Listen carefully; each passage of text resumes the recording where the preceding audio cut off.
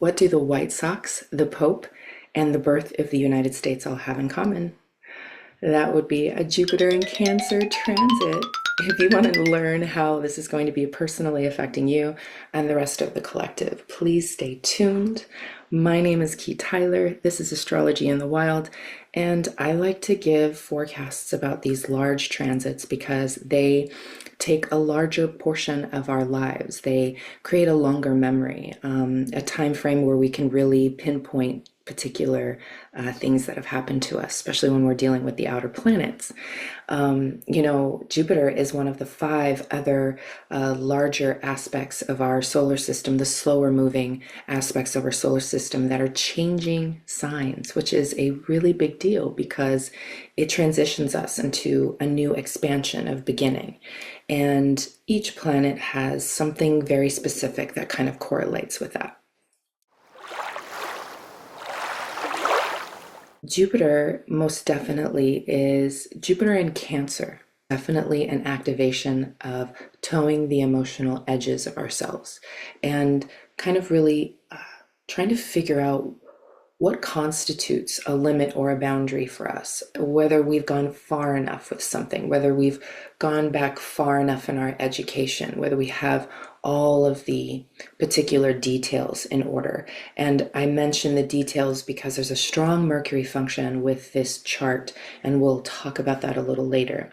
But I wanted to impart that this 1 year cycle of Jupiter in Cancer asks us to become way more knowledgeable.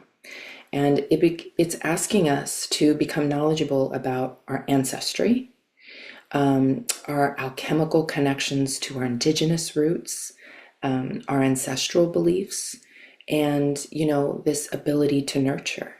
There is this overwhelming energy in the air, of a lot of us losing some of the prominent elders in our society, in our cultures, in our tribes, in our familiar groups, right? Like a lot of us have moved far away and have not been close to each other. I think probably the last time, people really sat down with one another against their will was probably COVID, right? And that's when Jupiter was in Capricorn, the opposite sign of Cancer. So, we got locked down then. And, there's this component of feeling that lockdown, that when we're with family, we feel trapped, and so we want to venture out and we want to be different. We want to go. And so I think that not only will a lot of the youth decide that, certain particular places aren't right for them with their beliefs and the way they want to move, but really realizing that like a lot of us don't have any grandmothers anymore, right? Because Jupiter in Cancer kind of gives me this like grandmother energy, not grandma, but grandmother. And I don't have any grandmothers left. And in fact, I am now a grandmother. And a lot of the people that I chill with and the people that I talk to, they are grandmothers as well. And I have two grandsons that I have to really consider and think about and incorporate and make sure that I'm teaching them the right things and nurturing them in the right ways because they're at this very prime age. They're at, Uranus and Saturn ages, 7, 8, going on 9.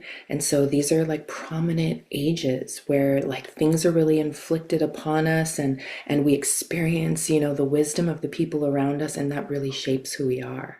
So this Jupiter in Cancer, this 1 year transit is really trying to bring about like, hey, you're a grown up and you have processed and you do know. And so there's going to be a lot of occurrences where you're going to be reminded that you do know. And it's because you feel it in the gut. And again, Cancer represents the belly. It represents the intuitive function and, your gut feeling. And so like really paying attention to that, really leaning into how that feels is very important. So if you have a birthday between these dates that I'm putting up on the screen, that means that you are having a Jupiter return in Cancer. So that would include the dates of 2013 to 2014. We're going to go backwards here. 2001 to 2002, 1989 to 1990, 1977 to 1978, 1966 to 1967, and 1954 to 1955. If I have missed you, please go to my website, astrologyinthewild.com. If you click on the consultations portion, I believe it will take you to the portion where you can look for your own chart. I think there's actually a tab. Yeah, there's a tab for that. So go to my website. You can pull up your birth chart. You can find if you have Jupiter in Cancer or where your Jupiter placement is, or you can find the house that this Jupiter transit will be covering. And if you want to get deeper into it, I am teaching a class. It's called Living Tapestry. I'm very, very excited about it because it is primarily based around you learning the outer planets through the outer planet changes that are happening currently. It is so phenomenal when you are able to put to the test the things that you're learning to see if it actually holds water. You know what I mean? Because if you want to use astrology as a divination tool, as a predictive tool, as a tool to like kind of get your life together, it's important to know how transits affect you, how they affect the world, how they affect other people, people who have, this Jupiter and Cancer energy, and you're really able to hunker down and decide over these longer periods of time how you're going to live your life, how you're going to approach your belief system, how you're going to approach your belief system with Jupiter, how you're going to view authority through Saturn, how the next 7 to 8 years with the Uranus transit, how you're going to be taking in and redefining and up-leveling information.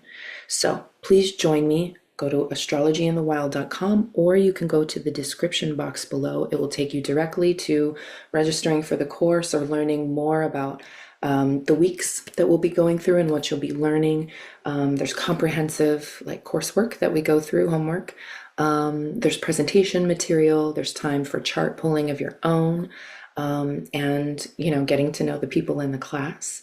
It's a really phenomenal experience with the people that join me because in the last course I taught, which was A Seasoned Life, learning about the foundational elements of evolutionary astrology, it was just it was a beautiful class. That too can be purchased on my website. So enough of talking about myself and what I'm offering, and let's talk about the technical about Jupiter in Cancer.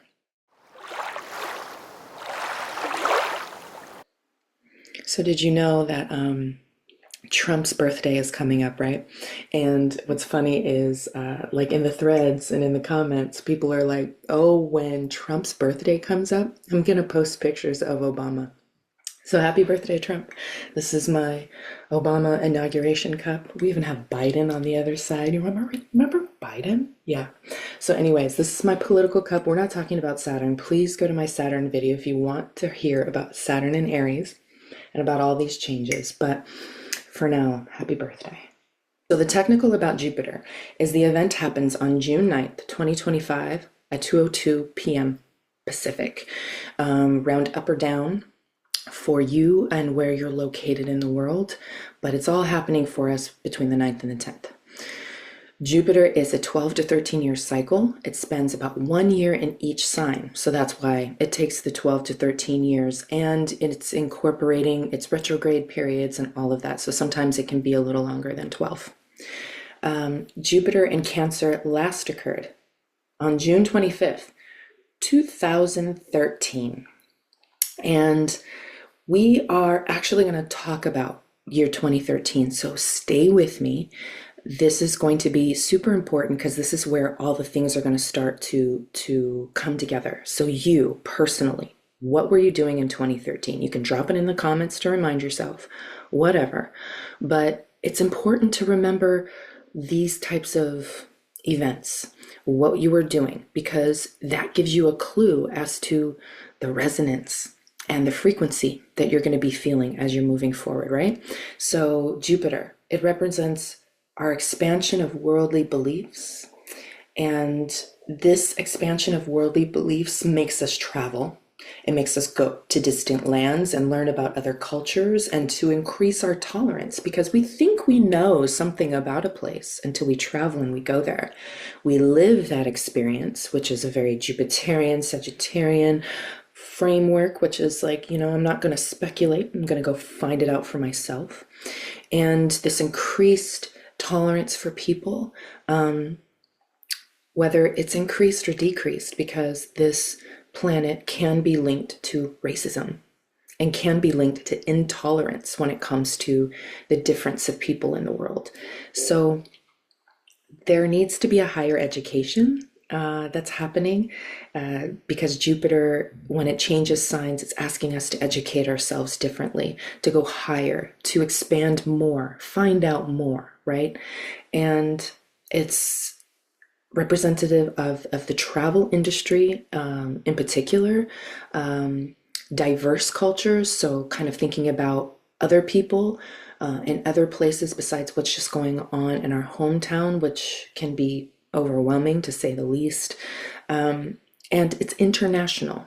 It's, thinking about things abroad, and these things abroad might come to us at a fierce level, and it will make us probably want to go inside with Cancer, make us want to crab up and protect ourselves. And so, this is a time to not abuse yourself and to not take on too much when it comes to this really forceful energy, because the last time that we experienced this influx of all of this information and really like change in stance in the way that we lived was when Jupiter was in Capricorn, and that was during the pandemic.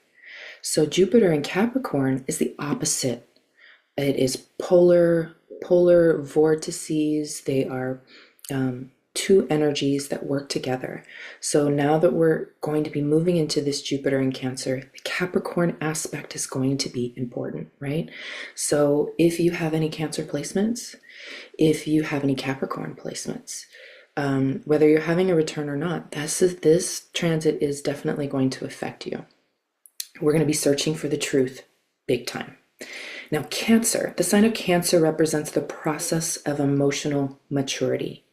And to nurture people, to learn how to be nurtured, is a really important foundation or framework.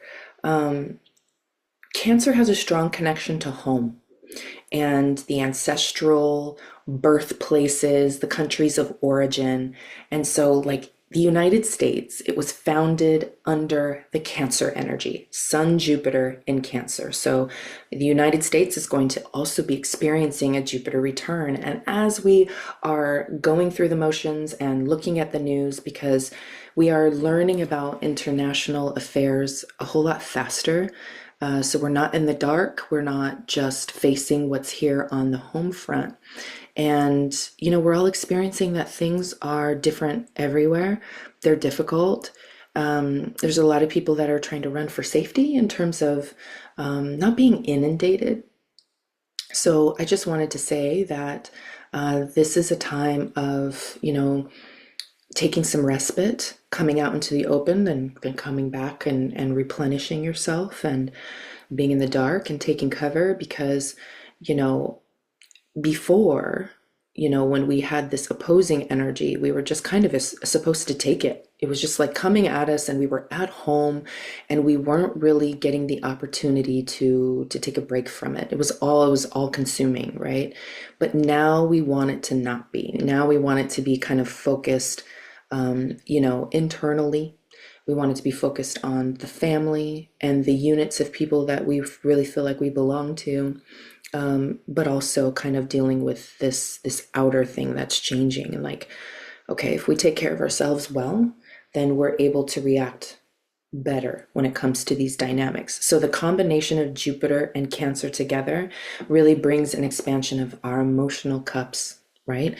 It's like learning what that cup is for us anymore, right?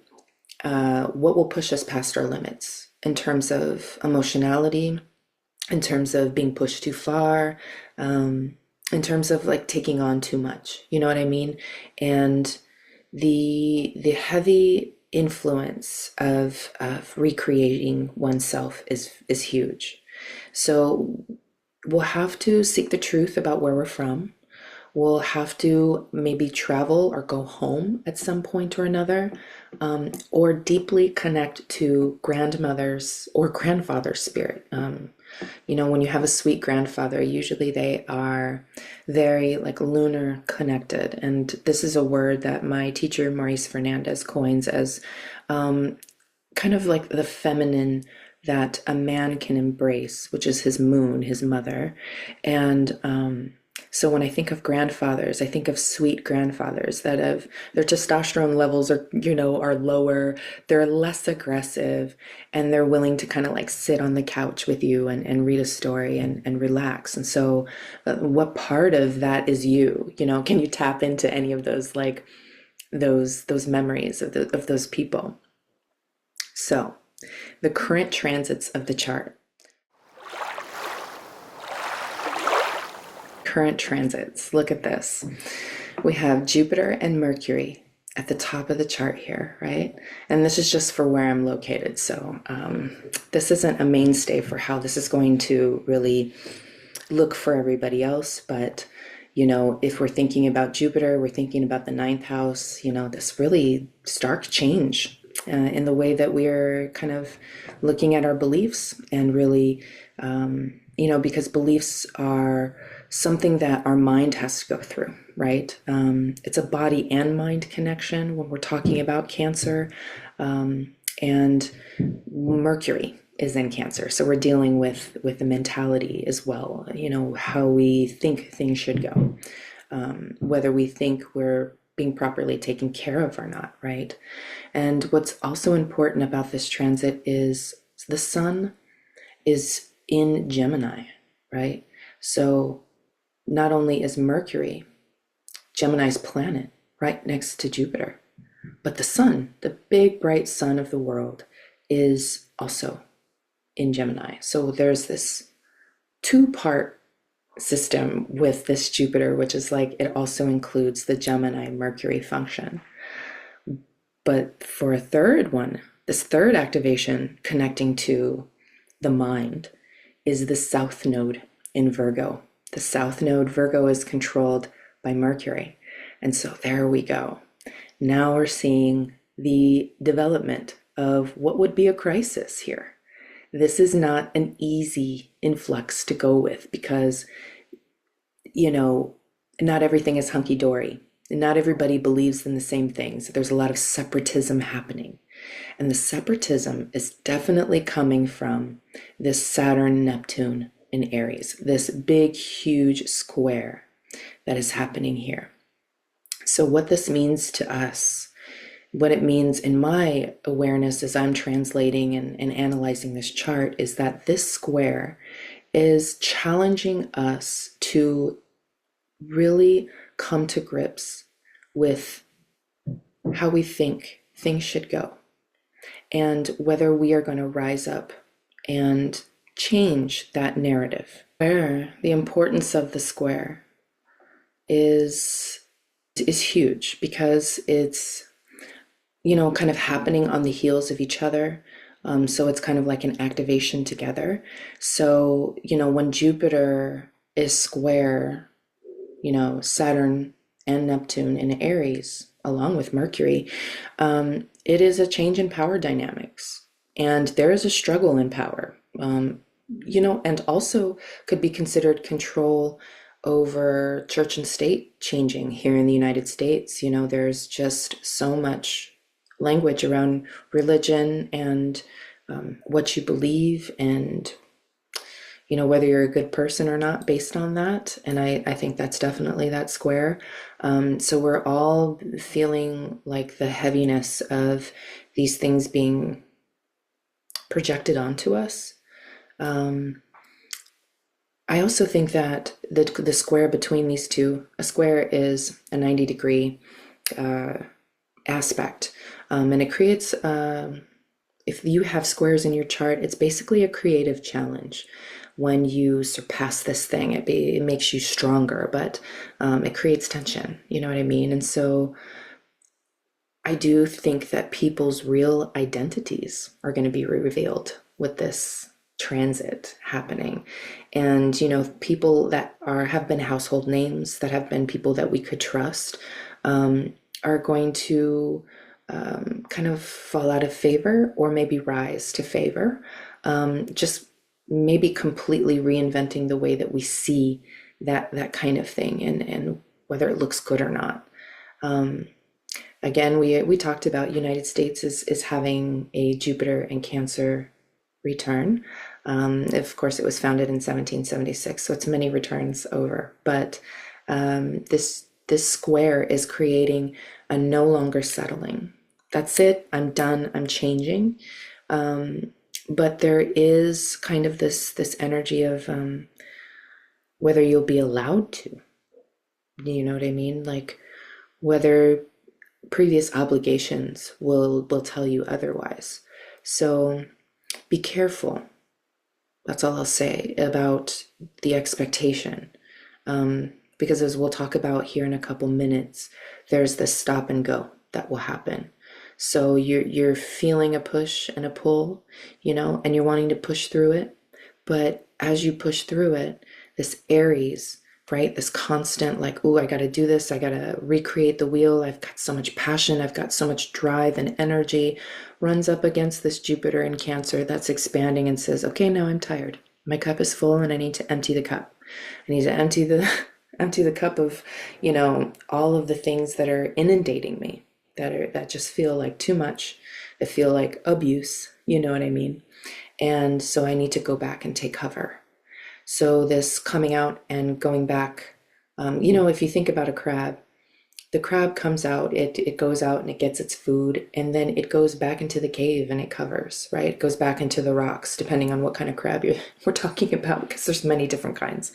My grandsons also like to crab hunt with my partner, who is a Cancer.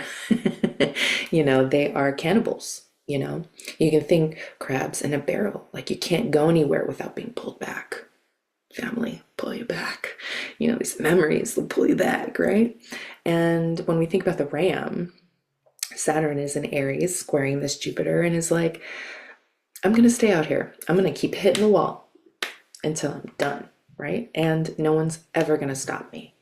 And realizing that those are the two energies you're going to be dealing with for probably the next year is good to know. It's good to know because it's allowing you to prepare and to not have so much like expectation of the things that might hang you up or keep you stagnant. So Mercury is conjunct Jupiter high in the sky, and the moon is the ruler of Cancer, right?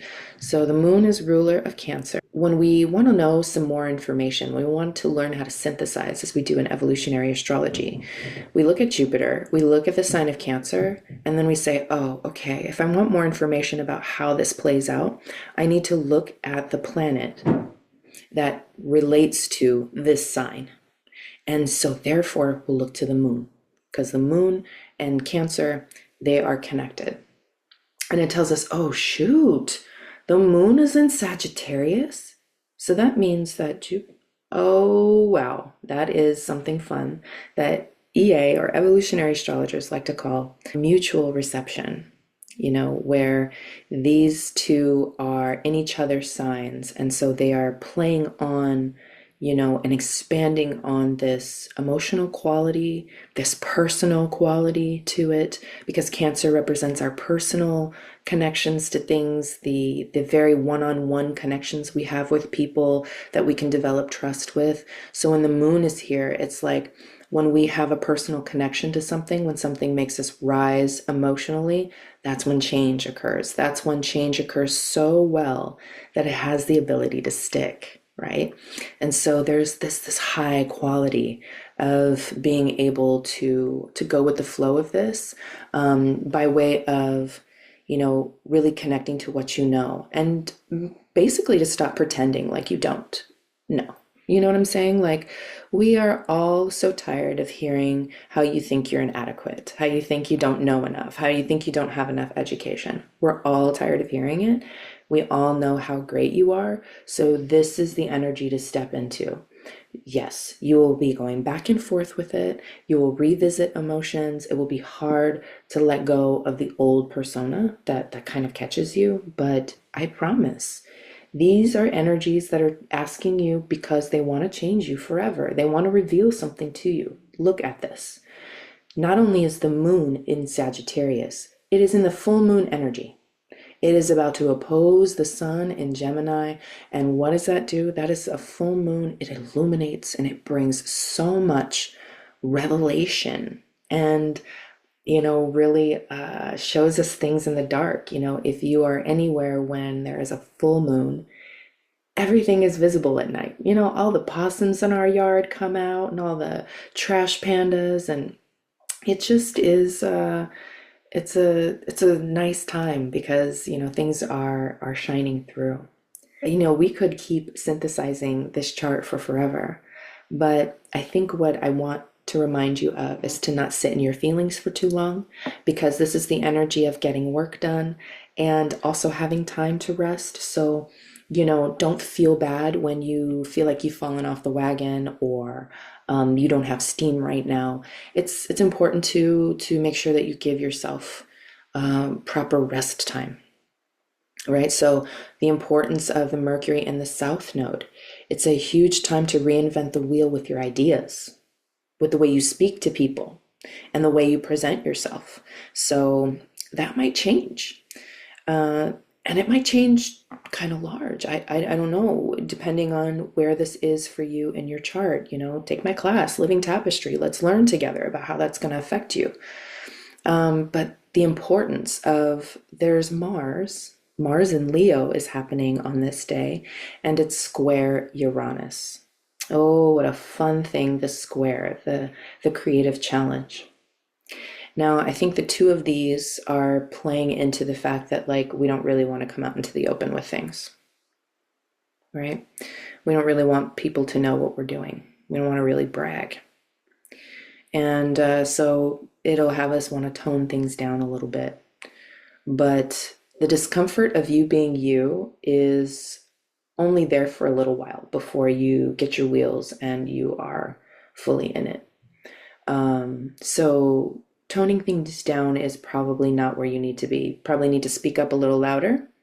Probably need to use these last degree energies of Mars and Uranus to really stand out, to really challenge yourself, to speak up, and to have, difficult conversations, as we're talking about all this Mercury that's being activated in this chart through the Sun in Gemini, the South Node in Virgo, and Mercury in Cancer that's conjunct this thing. There is a lot of crisis-oriented conversations that will need to come about. And they could involve your children with this Mars square Uranus. Because we're talking about Mercury. Mercury is the lower octave of Uranus. And so it's really tapping into the fact that there's going to be a little bit of tension. And when we're talking about tension points and we're looking at Mars and Leo will represent the children in our lives, the creativity, the get up and go, the speaking out loud, the self-expression. And it really speaks to also having confidence. Confidence in yourself is a big deal. Some random things, art and science. There might be a push towards more discovery, in that department. But I think the funds are running out. I think people are losing money in really terrible ways. And Mercury is related to money. And whether the money is going to actually land in our hands, or if someone writes the check with our name on it that says this money belongs to us. So Taurus and Venus are the accumulation of, doing the hard work in order to get the resources, and does represent, the Venusian quality of receiving, and give and take. and the banking system and that type of thing, but the actual money itself and being exchanged from hand to hand, going to the bank itself, seeing a teller, that is most definitely Gemini. So I just wanted to say, hey, there's a lot of things shifting and changing, and we all might need some kind of support, and we might need to ask for that help. And so with all of these challenges and all of this like thing around crisis, around like reinventing the way we do things, because overall we need some more, right? Taking the shame, taking the things not so personal, there might be more of that ability with all of this mutable energy. We've got the moon in mutable, the sun in a mutable sign, and the nodes in mutable signs. So the direction of, not sitting there too long is big. So utilize that to the best of your ability. And also reminds me that this comment that we always say of we're going to get our lives together. And one day, I think I'm getting my life together. So my Saturn return daughter comes up to me. She's having a Saturn return in Aries, and it's huge for her. It might be huge for you. Check out my video in the description box below, or take the course to find out more. But anyways, she mentions to me because, she's really embarking on something really beautiful and really moving with a plan. And she's like, I've never had this plan before. And I just looked at her. Her eyes are clear. She's stepping into her power. And she goes, I'm finally going to get my life together. And I go, baby, you're never going to get it together. It is always going to be some form of chaos. And you're going to have to figure out how to order that chaos. She has the same nodal axis as well. And so it's important to let people know at this time for the next year that it's okay to fuck up. Right? And no one is expecting you to be perfect, because that doesn't exist in the real world with happy people. And so if you've got too much control going on, it's a nice time to play with the fact that we don't really have to live in that. And I could see her shoulders kind of relax a little bit, because she's aware that like all of these challenges are happening, but they're happening for her. And she feels really good about herself. And her health is improving. And, she has Saturn in the 6th. So I'm really excited for the young ones in my life. That's that Mars and Leo. That's really just showing me that how important they are. All my daughters, my grandsons, the generations moving forward, right? What we impart and leave to people as a legacy, huge in this Jupiter transit chart. Okay. So let's talk about past events for a couple minutes. And we'll be on our way for this lengthy but really fun video. Thanks for chilling with me. I had pre-recorded this, right? And what's funny is I'm noticing I have a Mercury that is retrograde. And, all my life I've had to kind of redo everything. There's second, third, fourth draft, right? And every time I've recorded a video, pretty much lately, I'm having to record it 2 times fully because the audio is not working right, or I need to do more research, or my script needs to be better so that I'm like giving enough knowledge to you guys. And it's never perfect, but the second draft is usually always the best. That's what I'm learning. So this thing with this back and forth and potentially not being ready and rising to the occasion, and then being like, oh shit, I gotta go back and learn some things real quick so that I can step on the stage. That's okay. That's what we're learning. We're learning to build the muscle of that. So the past events, right? The past shows us that when this event happened on June 25th, 2013, the sun and Jupiter were together in the sky. Okay. And so we had been talking heavily as our current transit, Jupiter is square Saturn. In this chart, Jupiter is trine Saturn. And so there was quite a bit of differentness happening at that time, right? And when we look to the moon, because we're looking at Cancer here, the moon was in Aquarius. And Aquarius, represents the analytical part of our minds, the wanting to increase and improve the human experience, the first human on the zodiac in terms of, the representation of one. Because Gemini is the twins, and that's also a person. But as we stand alone in humanity, that is, that's huge. How do we stand alone in humanity? And then when we look to the ruler of this moon, the ruler of the natural ruler of Aquarius, we see that Uranus is in Aries. And so it puts together this picture of, wow, there's some good things happening, but also there's this ease of tension. There's an ease of separatism. There's an ease of bringing violence and marginalization with this sextile. And so, we saw a lot of different events occur. So Pope Benedict resigns unexpectedly, a very Uranus kind of experience after 8 years of being a pope. And that's an exact Uranus cycle. So this connection, this synthesis that's happening is very in your face.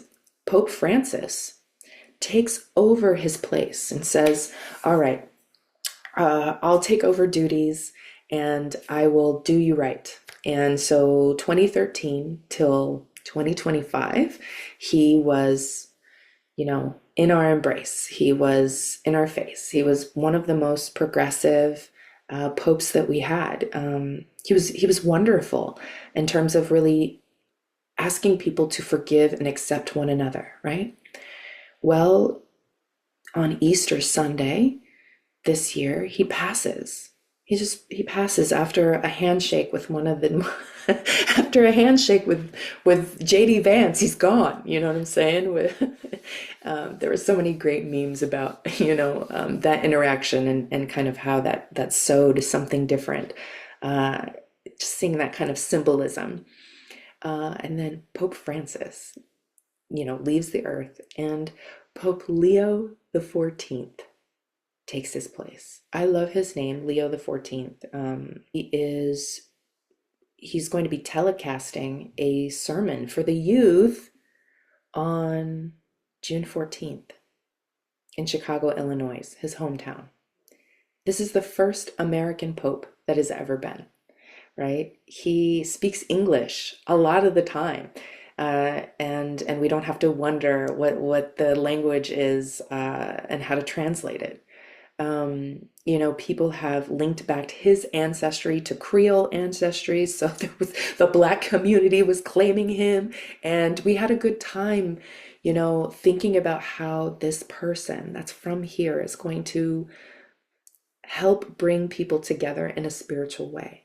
And so Jupiter does have a spiritual quality to it, of the truth of, really, really embracing differences, not grouping them together, but embracing everybody's differences. And that embrace of differences, in 2013 was the fact that same-sex marriage was legal. So it didn't matter what you thought, what your religious beliefs were. In America, we were allowed to finally marry the person that we loved, regardless of religious affiliation. And, 12 years later, I can't say that I feel super safe in my same-sex marriage. Thanks to this guy, we were able to have, protections, and to care for our partners and to help take care of their affairs, just like a man and a woman would want to have done. Because, back in the day when there was no legalization of marriage, the partner got left out, and families would come in and completely change and not honor, what their partner's wishes were. And so being married in the gay community, LGBTQA community and more, is a huge, huge deal. And we really don't want that to be messed with. We don't want it to be overturned again, because a lot of people lost their marriages back then too. And so after a 12-year cycle, it's on the chopping block again, because for some reason the United States is very ingrained in their Christian beliefs, and the fact that, these things should be regulated heavily, to the point where, we have to combine what the Bible says to what human condition is saying. And that's the rub. That's the rub from 2013 to now, is like, hey man, we've done this before. We've done this already. Why do we keep going back and trying to reinvent the wheel that way? We've accepted these people. Let's not go back. Right? And so lastly, in the past events that really kind of shook me, was in 2013, we witnessed the largest displacement of religious communities in our recent memory. So individuals were fleeing persecution, fleeing all kinds of really war-torn situations, really violent situations, in countries like Syria and Myanmar. And 8.2 people, 8.2 million people were dealing with having to switch where they lived, maybe having to change religions, having to keep their mouths shut. They're being marginalized, they're being discriminated on. Like, this 2013 transit was difficult as heck, right? But when we're looking now, we're seeing, hey, we're experiencing the same thing again, but if on the home front. We're now dealing with border changes, threats of deportation. And so, will that become more extreme? So there are so many other things that we can touch on, and I have like a whole host of a list, but I need to save that for the course. And so if you want to know more, please go to astrologyinthewild.com. Please register for Living Tapestry. We will talk so much more about what Jupiter has, shown us in the past, to help us correlate and help us plan for what we need to see and experience in this current iteration. I want to thank you so much for visiting, for hanging out, for finding, a way to have a good life and to prepare yourself. I think we're all going to be okay. And yeah, there's always tension in our lives. Things are never hunky dory, right? And that's okay. The challenge is good, because at the end of the day, we'll be able to look back and think about what we survived, and to tell the story of that survival. So that's why it's important to embrace the newness, the new definition of yourself that you're stepping into, because this lasting effect could be something where your grandchildren will talk about it. And you want to be in a good light with that, right? I know I do. So blessings to you, and take care of yourselves, and I will see you soon. Take care.